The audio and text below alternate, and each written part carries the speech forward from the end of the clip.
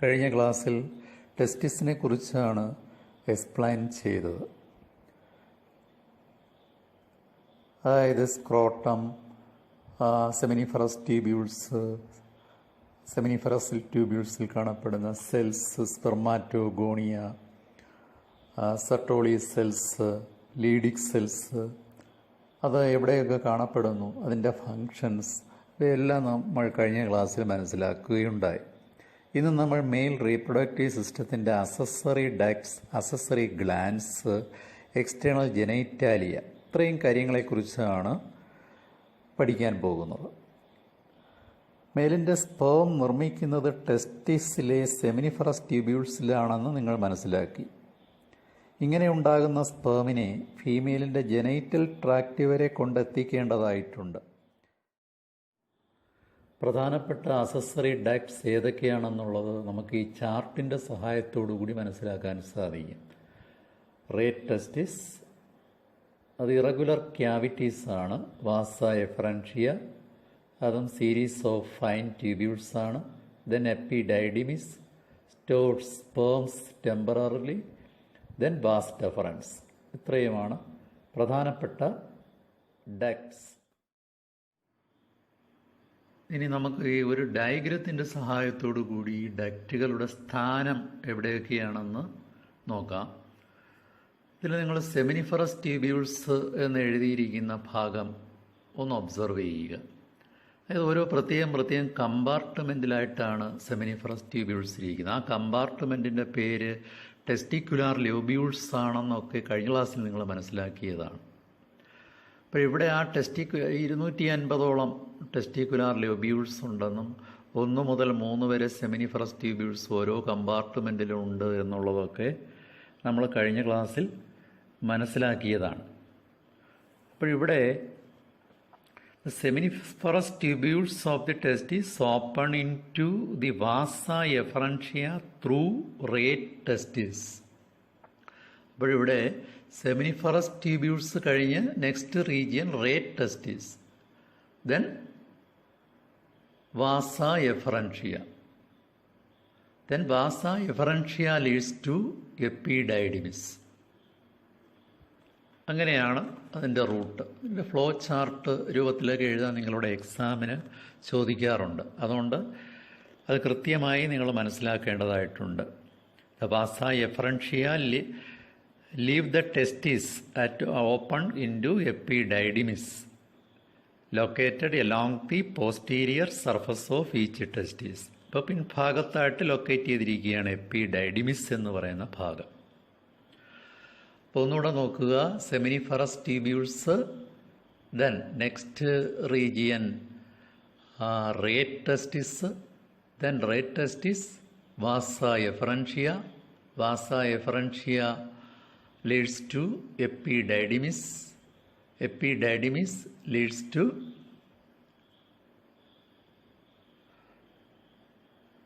vas deferens. ഈ diagram നോക്കിക്കഴിഞ്ഞാൽ നിങ്ങൾക്ക് വാസ് ഡെഫറൻസിന് എന്ത് സംഭവിക്കുന്നു എന്ന് മനസ്സിലാക്കാൻ സാധിക്കും.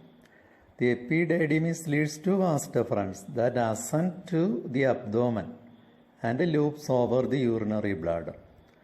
അതായത് ഈ വാസ് ഡെഫറൻസ് ഇൻജുവിനൽ കനാൽ കൂടെ അബ്ഡോമിനകത്ത് പ്രവേശിച്ച് യൂറിനറി ബ്ലാഡറിനെ ചുറ്റി വരികയാണ്. ആ ഡയഗ്രാം 2 ടെസ്റ്റിസിൽ നിന്ന് വരുന്ന ആ വാസ് ഡെഫറൻസ് നിങ്ങൾക്ക് നോക്കി മനസ്സിലാക്കാൻ സാധിക്കും. അത് മാത്രമല്ല, that receives a duct from seminal vesicles and opens to urethra as the ejaculatory duct. ആ ഡയഗ്രത്തിൽ നിങ്ങൾക്ക് വ്യക്തമായി കാണാൻ സാധിക്കും സെമിനൽ വെസിക്കിൾസ് എന്ന് പറയുന്ന അസസറി ഗ്ലാൻഡിനെ കാണാം 2 സൈഡിനായിട്ട്. അപ്പോൾ ആ vas deferens receive duct from seminal vesicles, എന്നിട്ടാണ് opens into urethra as the ejaculatory duct. അപ്പോൾ പേര് മാറി. അത് യുറീത്രയിലേക്ക് ഓപ്പൺ ചെയ്യുമ്പോഴത്തേക്കും വാസ് ഡെഫറൻസ് സെമിനൽ വെസിക്കിളിൽ നിന്നുള്ള ഡക്റ്റും കൂടെ ചേർന്ന് ഇജാക്കുലേറ്ററി ഡക്റ്റായിട്ടാണ് യുറീത്രയിലേക്ക് ഓപ്പൺ ചെയ്യുന്നത്. നമ്മൾ ഈ പറഞ്ഞ ഡക്റ്റുകൾ, these ducts store and transport the sperms from the testis to the outside through urethra. അപ്പോൾ ഈ ഡക്റ്റുകൾക്കൊക്കെ പ്രത്യേക ഫങ്ഷൻ എന്താണെന്ന് വെച്ച് കഴിഞ്ഞാൽ ഈ സ്പേം സ്റ്റോർ ചെയ്ത് വയ്ക്കാൻ കഴിയും, അതുപോലെ തന്നെ ട്രാൻസ്പോർട്ട് ചെയ്യുക, സ്പേമിനെ ട്രാൻസ്പോർട്ട് ചെയ്യുന്നു പുറത്തേക്ക്, യുറീത്ര വഴി ബോഡിക്ക് പുറത്തേക്ക് ട്രാൻസ്പോർട്ട് ചെയ്യാനും ഹെൽപ്പ് ചെയ്യുന്നു. സ്റ്റോറേജും ട്രാൻസ്പോർട്ടും ആണ് ഈ ഡക്റ്റ് സിസ്റ്റത്തിൻ്റെ പ്രധാനപ്പെട്ട ഫങ്ഷൻ. സ്പേം കണ്ടക്ട് ചെയ്യുന്ന ഒരു ഫ്ലോ ചാർട്ടാണ് നിങ്ങളിവിടെ കാണുന്നത്. ഇത് കാണാതെ പഠിക്കേണ്ടതാണ്. First seminiferous tubule leads to raised testis, then vas efferentia, then epididymis, then vas deferens, then common ejaculatory duct, then urethra, then urethral meatus. This is very important.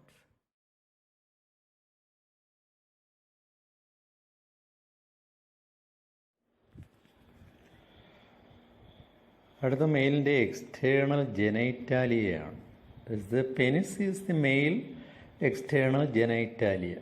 ലിംഗം എന്ന പേരിലും അറിയപ്പെടുന്നു. It is made up of special spongy tissue that helps in erection of the penis to facilitate insemination. Insemination നമ്മൾ നേരത്തെ പഠിച്ചതാണ്, transfer of sperms into female genital tract.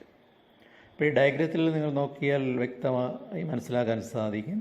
The enlarged end of penis, that is called a glans penis, that is covered by a loose fold of skin called foreskin. അപ്പോൾ enlarged എൻഡിന് glans penis എന്നും cover ചെയ്തിരിക്കുന്ന loose fold of സ്കിന്നിന് foreskin എന്ന പേരിലും അറിയപ്പെടും. External ജെനൈറ്റാലിയയുടെ function transfer of സ്പേമാണ്. മെയിലിൻ്റെ റീപ്രൊഡക്റ്റീവ് സിസ്റ്റത്തിൽ അവസാനമായി നമുക്ക് പഠിക്കാനുള്ളത് അസസറി ഗ്ലാൻസ് ആണ്. ഈ ഡയഗ്രാം നോക്കിക്കഴിഞ്ഞാൽ നിങ്ങൾക്ക് വ്യക്തമായി മനസ്സിലാക്കാൻ സാധിക്കും. That includes A pair of seminal vesicles. അപ്പോൾ രണ്ട് സൈഡിനായിട്ട് ആ സെമിനൽ വെസിക്കിൾസിനെ നിങ്ങൾക്ക് കാണാം. Then A prostate gland. Prostate gland ഒന്നേ ഉള്ളൂ. Then a pair of bulbourethral glands. ഇപ്പോൾ bulbourethral glandsഉം പെയറാണ്, ജോഡിയായിട്ടാണ് കാണപ്പെടുന്നത്.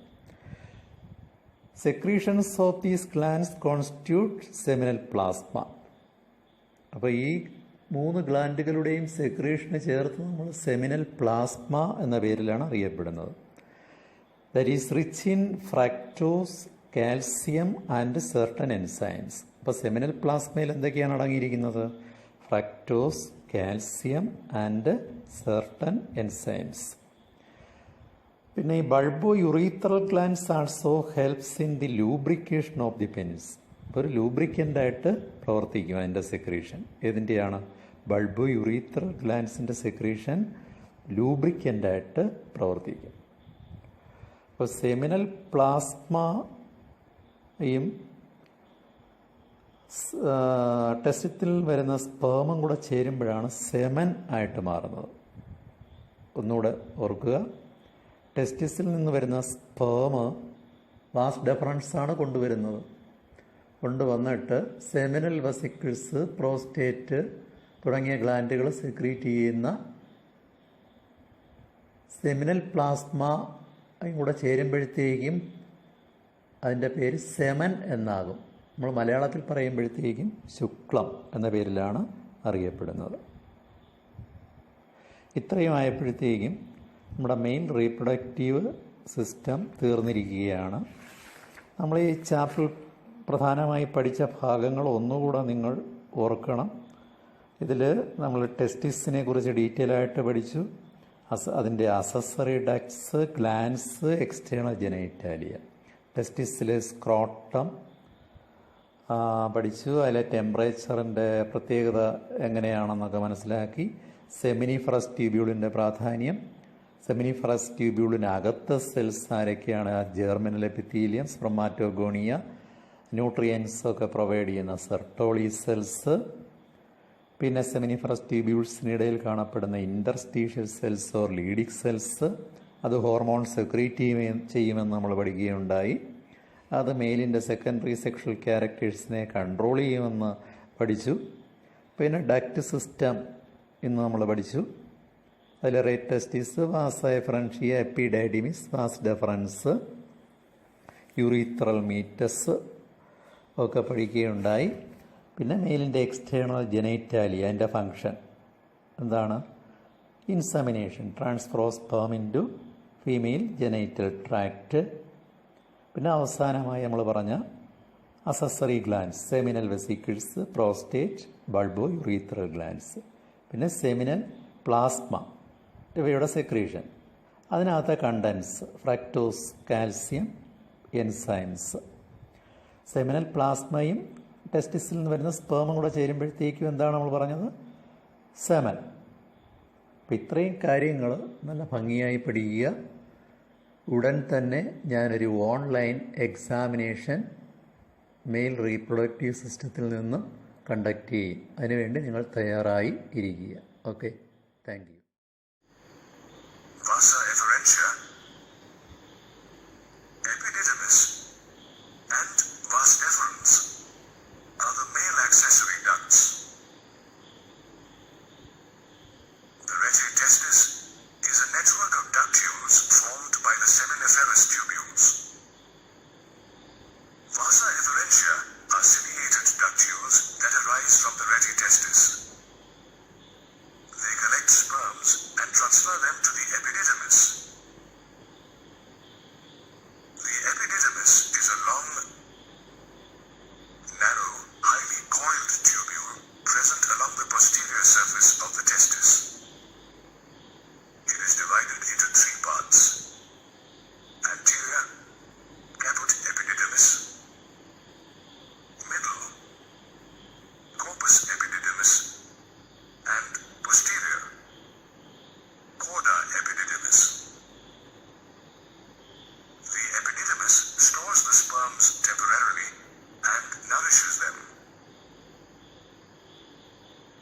The epididymis leads to vas deferens that ascends into the abdomen and curves around the ureter and loops over the urinary bladder.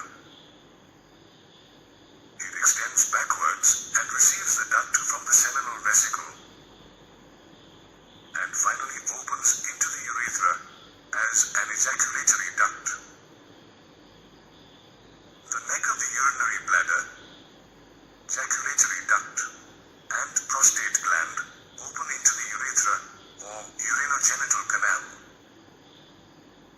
The urethra extends through the penis to its external opening called the urethral meatus or urinogenital aperture. The urethra is a common passage for urine and semen. The male accessory